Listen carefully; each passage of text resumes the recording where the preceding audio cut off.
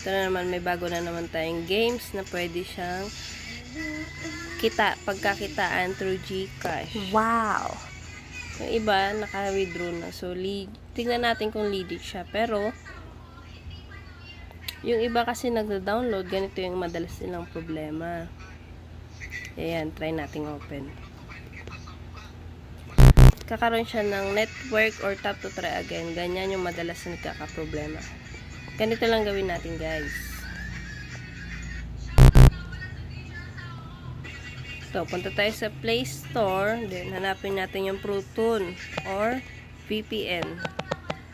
Proton VPN.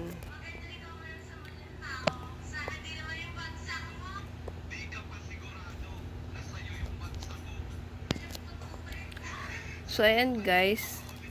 Dahil nakapag-download na tayo nitong Proton VPN, ayan, open na lang natin siya. Open natin, meron tayong countries, 3 country dito na pwede nating i-open. So, dyan yung Japan, Netherlands, tsaka United States.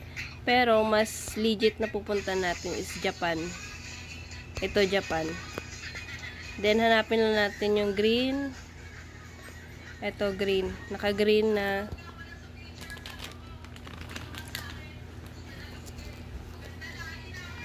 Yung green signal niya para mas mabilis natin ma-access yung VPN ng Japan para ma-play natin yung Crazy Dog. Ito.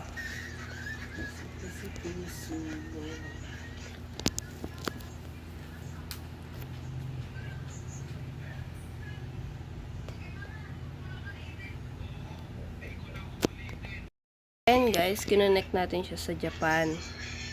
Ngayon, back na lang natin yan. Tignan natin. Dito natin makikita kung magpi-play yung Crazy Dog. Punta tayo dito sa app. Ito guys. Yan. Ayun. Wow! Yan. So, ayan guys. Na-open natin siya through VPN Proton. Try nyo na rin guys. Tip yan para ma-open nyo yung etong Crazy. Ayan. Sa susunod na video, tuturo ko naman pang kung paano siya laruin.